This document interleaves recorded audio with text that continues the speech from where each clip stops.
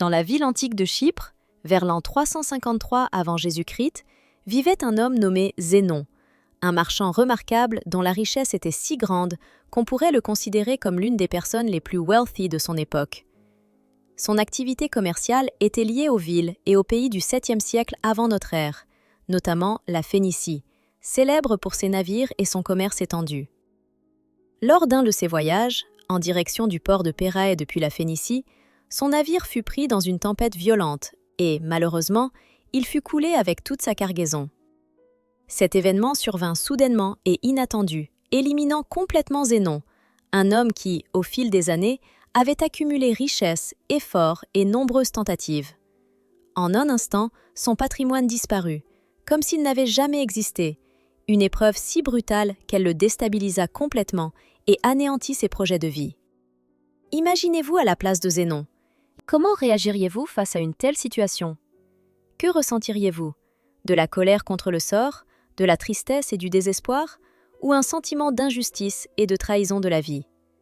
Pour la majorité d'entre nous, de telles réactions seraient tout à fait naturelles et logiques, car perdre tout ce qu'on possède, tout le travail et tous les espoirs en un seul instant semble presque insupportable. Cependant, c'est précisément à ce moment-là que se révèle le caractère d'un véritable philosophe, une personne guidée par des visions plus profondes et plus solides. En effet, seul un être persévérant et calme peut atteindre un équilibre intérieur et découvrir la vérité dans toutes les circonstances, malgré les épreuves imprévues. Et Zénon, l'homme placé au centre de cette tragédie, devint celui qui fonda l'une des écoles philosophiques les plus importantes, le stoïcisme. Ses enseignements étaient basés sur les principes d'acceptation et d'impassibilité intérieure, car, selon lui, une petite transformation en soi pouvait avoir des conséquences très importantes et durables. Le stoïcisme n'est pas simplement un moyen de supporter les temps difficiles ou d'éviter les émotions. C'est une compréhension profonde et une acceptation de la vie telle qu'elle est, avec ses tournants inattendus et ses épreuves. Au cœur de la philosophie stoïcienne se trouve l'idée d'un calme absolu et d'une indifférence face aux circonstances extérieures. Non pas au sens d'un mépris des affaires et de la vie, mais parce que nous ne pouvons contrôler que notre monde intérieur, et non la situation extérieure. Après avoir lu les œuvres de grands penseurs comme Socrate et d'autres philosophes antiques, Zénon formula et transmit au monde sa propre doctrine, appelée le stoïcisme. Selon lui, bien que l'on ne puisse pas toujours contrôler ce qui arrive de l'extérieur, on est tout à fait capable de gérer sa réaction et son état intérieur. C'est cette souveraineté qu'il faut utiliser de manière aussi efficace que possible, afin de ne pas laisser les circonstances extérieures détruire sa paix intérieure. Au lieu de pleurer ses pertes ou ses malheurs, comme dans le cas du naufrage de son navire, Zénon prônait la sérénité et la patience, à rester impassible et neutre face à toutes les épreuves du destin. De nos jours, beaucoup perçoivent les stoïciens comme des personnes totalement insensibles aux émotions, semble-t-il imperméables à la mélancolie ou à la colère, capables de garder un calme de pierre en toutes circonstances. Mais l'idée originelle du stoïcisme était bien plus profonde et large. C'est un enseignement sur la compréhension du monde et de sa place en son sein, sur la manière de développer l'harmonie intérieure et la résilience. Le stoïcisme n'est pas seulement une philosophie pour des individus isolés, il est devenu un mode de vie qui reste pertinent depuis plusieurs siècles. Ces leçons peuvent encore aujourd'hui être appliquées aussi efficacement qu'il y a des millénaires, car ces principes fondamentaux sont universels et éternels. Une telle approche aide à percevoir les émotions négatives provoquées par des événements désagréables et à les transformer en une force puissante capable de changer notre perception du monde qui nous entoure. En fin de compte, c'est la vision de la réalité, notre perspective personnelle, qui détermine notre état intérieur, et différentes personnes, ayant vécu des expériences variées, voient et ressentent le monde à leur façon. Si l'on revient à la pratique historique, il faut souligner que ces philosophes anciens, réunis dans l'espace ouvert, partageaient leurs réflexions et leurs connaissances avec tous ceux qui les souhaitaient. Cela signifiait que les idées stoïciennes étaient un bien commun et pouvaient toucher diverses personnes, indépendamment de leur position sociale ou de leur intelligence. Ils pensaient que les principes du stoïcisme pouvaient être bénéfiques à tout un chacun, qu'il soit esclave, paysan ou empereur. C'est pourquoi différents représentants de l'élite, des simples gens, ainsi que des esclaves et des serviteurs, cherchaient à apprendre auprès des stoïciens, car ces connaissances étaient accessibles à tous. Parmi les figures les plus célèbres et remarquables de cet enseignement figuraient des personnalités telles qu'Épictète, qui, du grec « aki », était un homme qui, auparavant esclave, a trouvé la liberté intérieure et spirituelle grâce à la philosophie.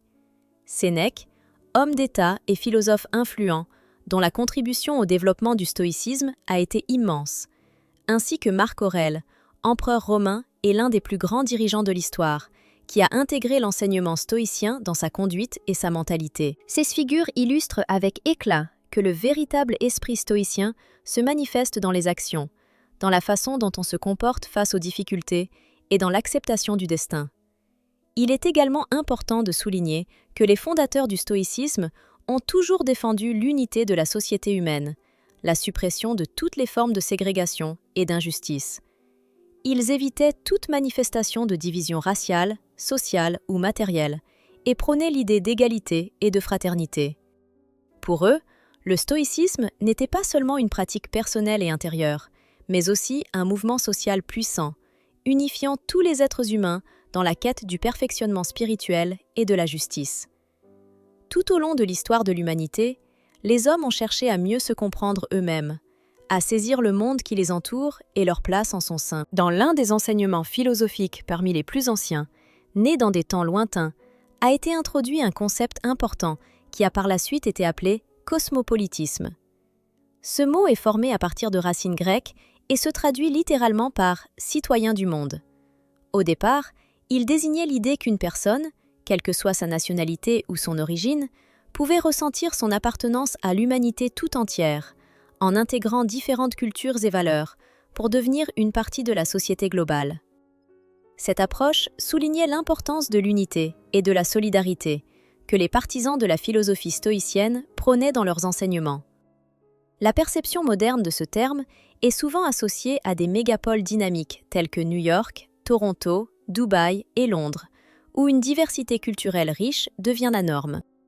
Les images de ces villes évoquent la tolérance, la compréhension mutuelle et l'unité entre des personnes de différentes nationalités, incarnant ainsi l'idée de « citoyens du monde », de gens réunis par des valeurs communes malgré leurs différences. À l'époque de la naissance de la philosophie stoïcienne, l'idée d'unité au-delà des frontières nationales et sociales était significative, même si la majorité des femmes ne pouvaient alors pas exercer officiellement la philosophie. Toutefois, parmi les philosophes stoïciens, il y avait une conviction ferme que la colère et la quête de vertu étaient inhérentes à tous, hommes comme femmes. Par exemple, Muconius Rufus, maître d'Épictète, a dit un jour que dans la nature humaine était inscrite la volonté de suivre le bien et de rejeter le mal, non seulement chez les hommes, mais aussi chez les femmes. Il a souligné que les femmes, tout comme les hommes, se réjouissent des actions nobles et rejettent les actes injustes. Dans son message, il a exprimé l'idée qu'il est inacceptable de considérer la philosophie, c'est-à-dire la pratique de rechercher la sagesse et de vivre selon la vertu, comme une exclusivité masculine. Même alors, malgré les préjugés sociaux et les difficultés de l'époque, il était permis aux femmes d'étudier les idées stoïciennes et de participer aux débats philosophiques, devenant ainsi des élèves et praticiennes à part entière de la sagesse stoïcienne. D'où la question légitime. Pourquoi aujourd'hui, tant de gens choisissent-ils si souvent la philosophie stoïcienne comme mode de vie? La réponse réside dans le fait que le monde moderne est rempli d'événements imprévisibles et de changements rapides, ce qui fait que nos émotions nous empêchent souvent de penser clairement et de prendre des décisions raisonnables. En réalité, nous ne sommes pas si enclins à ressentir une tristesse profonde ou à nous inquiéter pour des situations extrêmes, parce que quelque chose de mauvais nous arrive. Nous sommes plutôt tristes parce qu'un mal inattendu nous a pris au dépourvu. Par exemple, la pluie peut d'abord sembler un phénomène désagréable. Elle est nuisible lorsqu'elle nous surprend soudainement au mauvais moment, gênant nos plans et causant des désagréments. Cependant, en raisonnant logiquement, la pluie est un processus très important et nécessaire. Elle arrose nos plantes, remplit les plans d'eau, aide à maintenir une fraîcheur agréable et une humidité dans l'air. Le seul problème est que nous ne pouvons pas contrôler la météo ni prévoir son arrivée. Cependant, malgré cela, Nous la percevons facilement parce que nous savons déjà. La pluie est un phénomène temporaire. Elle partira et le soleil brillera à nouveau à sa place. Ainsi, nous apprenons à accepter les situations imprévues en réalisant que toutes les difficultés sont temporaires, que les ennuis passent et que la lumière et la tranquillité reviennent finalement. La philosophie stoïcienne nous enseigne le même principe. Il faut accepter que tout ce qui est mauvais, ce qui peut arriver de désagréable, se produira tôt ou tard. Imaginez le pire des scénarios possibles et détendez-vous en sachant qu'il n'est pas exclu. C'est l'une des méthodes pratiques de la sagesse stoïcienne, appelée difficulté volontaire ou adversité volontaire. Elle consiste à choisir consciemment de subir de petits désagréments. Par exemple, dormir sur un sol froid dans la cuisine, prendre une douche fraîche plutôt que chaude, manger uniquement des pommes de terre toute la journée ou quelque chose de similaire. À ces moments-là, il est important de comprendre que, malgré la difficulté apparente et l'épreuve, le corps et l'esprit peuvent supporter, et qu'il est possible non seulement de survivre, mais aussi de devenir plus fort en apprenant à surmonter l'inconfort. Cela aide à développer une résilience intérieure et à préparer l'esprit aux défis futurs, en apprenant à réagir calmement et sobrement aux événements inattendus. Dans le monde moderne, plein de publicités insistantes et de rappels constants à l'importance d'avoir le meilleur téléphone, d'être impeccable ou de gagner une somme d'argent déterminée, il est si facile de croire à une fausse idée selon laquelle le bonheur dépend uniquement des conditions extérieures et des valeurs matérielles. Notre éducation se déroule souvent dans un contexte où, à la maison et à l'école, on nous enseigne diverses connaissances, et l'observation du monde qui nous entoure façonne des idées supplémentaires sur ce qui est important et nécessaire. La vérité est que tout cela, ces sources d'informations, nous transmet souvent des données contradictoires ou fragmentaires. La question est donc, devons-nous vraiment écouter et assimiler tout ce que nous entendons ou apprenons depuis notre enfance? N'est-il pas parfois préférable de filtrer l'information reçue en ne conservant que ce qui aide à vivre plus sereinement et plus judicieusement, en laissant le reste de côté? Si nous agissions inconsidérément et ne réfléchissions pas aux conséquences, nous risquerions de créer pour notre vie des attentes irréalistes sans justification. Cela pourrait nous conduire à une situation de déception constante et d'insatisfaction intérieure, car la réalité ne correspondrait pas à nos rêves et fantasmes. Une telle orientation de vie ne mène à rien de bon. Mieux vaut se concentrer sur le développement de soi-même, en travaillant sur soi pour une croissance intérieure et une harmonie personnelle. Il faut garder à l'esprit que la véritable aspiration doit être uniquement intérieure, pour soi-même, et non pour des signes extérieurs de succès ou de reconnaissance. Et si nous investissons nos forces et nos efforts dans des actions liées au monde extérieur, nous le faisons souvent non pas pour une valeur intérieure, mais pour obtenir une approbation extérieure ou des biens matériels. C'est pourquoi toute tentative de mettre un espoir extérieur ou des attachements secondaires aux actions que nous entreprenons conduit presque toujours à la déception. Actuellement, dans notre monde moderne, beaucoup essaient de combler leur vide intérieur en acquérant des biens matériels ou en réalisant des exploits qui, à première vue, semblent significatifs. Par exemple, ils investissent toutes leurs économies dans l'achat d'une voiture de luxe, achètent une grande maison, voire commencent à constituer une famille. Tout cela souvent pas parce que ces choses remplissent réellement leur cœur de bonheur, mais parce qu'elles sont perçues comme des symboles extérieurs de succès. Parfois, tous ces actes sont effectués uniquement pour leur attrait extérieur ou pour l'image qu'ils donnent aux autres, et non pour l'harmonie intérieure ou la satisfaction personnelle.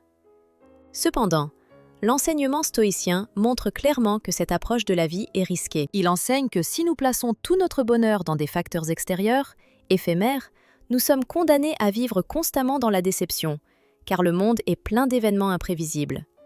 Par exemple, une voiture peut presque toujours tomber en panne, des catastrophes naturelles peuvent détruire des villes entières en quelques heures, et des phénomènes comme les divorces ou la rupture de famille deviennent de plus en plus courants dans la société moderne. Tout cela démontre que, malgré leur charme, les biens extérieurs ne procurent pas un bonheur véritable et durable. Leur prix est souvent une espace, tant au sens physique que mental. Nous pouvons même penser que nous acquérons quelque chose de précieux, mais en réalité, derrière cela se cache quelque chose de plus important. La nécessité de laisser une place dans notre vie pour ce qui a vraiment de l'importance. Sénèque, le grand philosophe stoïcien, écrivait un jour que « apprendre à vivre avec moins, c'est créer de l'espace dans votre vie pour les choses qui comptent vraiment pour vous ». En d'autres termes, se débarrasser du superflu n'est pas seulement une façon de libérer de l'espace, mais aussi une manière d'acquérir une liberté intérieure. De plus, le bonheur ne devrait pas dépendre de valeurs matérielles ou d'attributs extérieurs que l'on peut obtenir par la possession ou par des succès visibles. Le véritable bonheur intérieur réside dans notre qualité intérieure en tant qu'individu, dans nos valeurs que nous défendons et dans notre capacité à rester calme et lucide, quelles que soient les circonstances de la vie. C'est là toute la véritable maîtrise. Choisir un chemin où nous nous efforçons de garder notre calme et notre sang-froid, malgré toutes les épreuves que nous pouvons rencontrer. Car, en fin de compte, même si nous aspirons à diverses bénédictions et réalisations, la plupart des événements de notre vie échappent à notre contrôle. C'est pour cela que nous ne pouvons pas prévoir ce qui arrivera demain, ni comment se déroulera notre futur. Mais ce qui est important, c'est que nous conservons toujours un contrôle total sur notre réaction à tous les événements. Cette capacité est l'une des idées fondamentales de la philosophie stoïcienne. Elle s'appelle Quote 7. L'auteur de cette philosophie, Sénèque, disait que la tâche principale dans la vie consiste à distinguer ce qui est extérieur et ne dépend pas de nous, les événements, et ce qui dépend de nos décisions et de nos choix, nos propres actions. C'est là que réside la sagesse. Apprendre à différencier ce que nous pouvons gérer de ce que nous ne pouvons pas. Et c'est précisément dans cette différence que se trouve la véritable valeur. Ne pas juger notre valeur intérieure par des circonstances extérieures imprévisibles, mais par la personne que nous sommes et par les principes qui nous guident. Les chemins vers l'accomplissement peuvent parfois sembler difficiles et peu pratiques, et nos efforts ne donnent pas toujours les résultats escomptés. Mais il est crucial de se rappeler que le processus lui-même est plus important que le résultat final. Par exemple, la création de vidéos pour Internet, une tâche qui, en réalité, est bien plus simple comparée à ce que devaient accomplir les empereurs romains. Pourtant, même sur ce chemin, il y a ces difficultés. Il faut d'abord trouver des idées, souvent chercher inspiration et routine pendant longtemps et avec difficulté, revoir constamment ses concepts, parfois être déçu par ses idées initiales et repartir de zéro. Ensuite, il faut écrire un scénario, filmer, monter soigneusement la vidéo, créer une miniature attrayante, choisir un titre approprié. Et tout cela avant de cliquer sur Quote 8, avec toutes ces étapes entièrement sous votre contrôle. Mais dès que vous appuyez sur Quote 9, la situation change. Le contrôle passe aux algorithmes de la plateforme comme YouTube ou Instagram. Et c'est souvent ici que commencent les difficultés.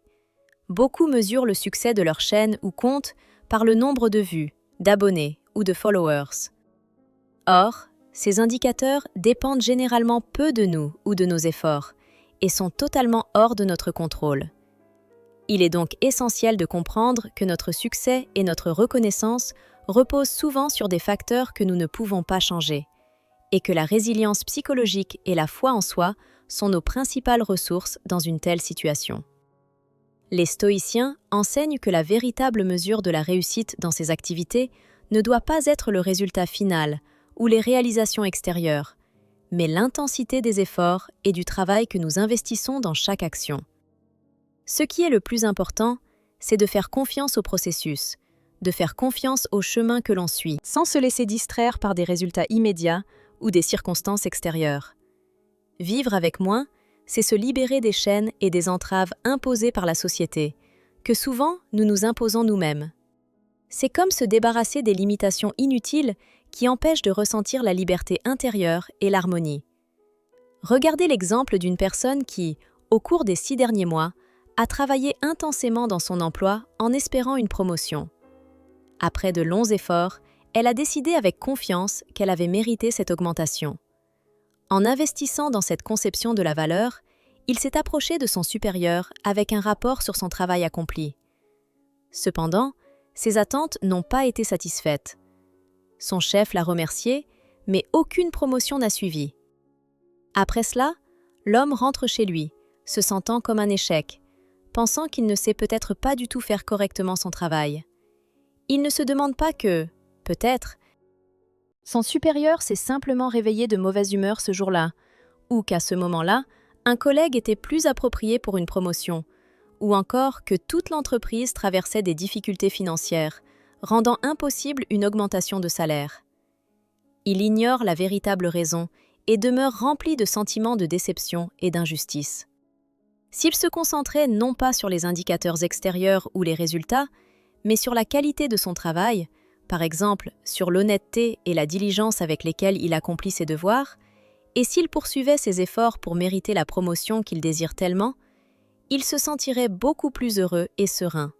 La perspective moderne qu'il pourrait adopter consiste à avoir une attitude correcte envers son succès. Son objectif ne serait pas entièrement détruit, mais simplement repoussé, et son chemin continuerait en laissant la porte ouverte à de futures opportunités. C'est précisément cette reconsidération de sa pensée qui constitue le point clé de la pratique du stoïcisme. Un vrai stoïque ne construit pas sa conception du succès sur des richesses extérieures ou des avantages matériels.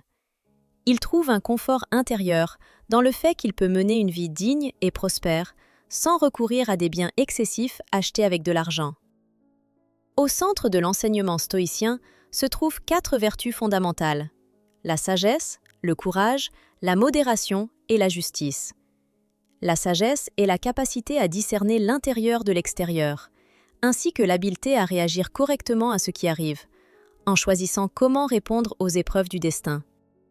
Comme l'a noté Viktor Frankl, et dans cet espace réside la possibilité de choisir sa réaction, une réaction qui reste toujours sous notre contrôle.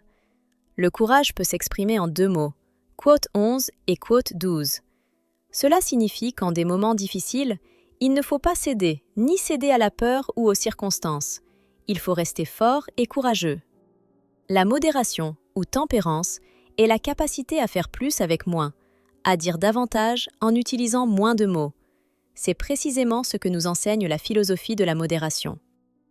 Alors que des milliardaires comme Jeff Bezos ou Elon Musk luttent pour leur part de richesse, les stoïciens considèrent que la véritable richesse réside dans le fait d'avoir tout ce dont on a besoin, dans la capacité à vivre avec ce que l'on possède, et dans le sentiment que cela, quote 13. La vertu la plus importante de toutes est la justice. Elle nous enseigne à ne pas faire de mal aux autres, car nous sommes tous nés pour la compréhension mutuelle et pour faire le bien envers autrui. Il n'est pas fortuit que la justice occupe une place particulière dans l'enseignement stoïque. Le grand leader africain, Nelson Mandela, est devenu l'un des combattants les plus célèbres pour la liberté et l'égalité sur le continent.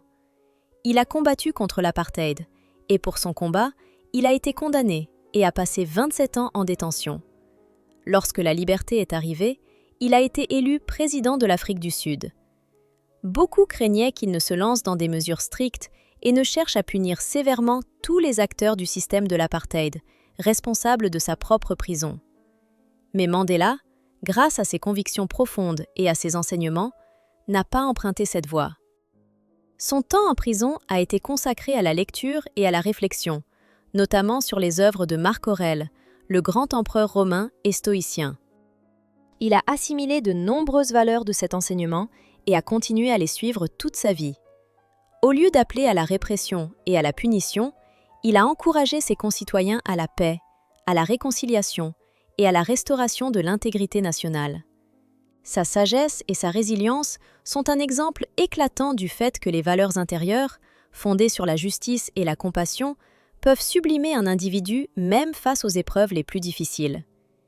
Il a souligné que le passé appartient désormais au passé, sorti de leur contrôle et de leur influence, et que la seule possibilité qui leur reste est de chercher des moyens d'aller de l'avant, de faire un pas vers l'avenir, et finalement de construire une société où il sera mieux de vivre qu'auparavant.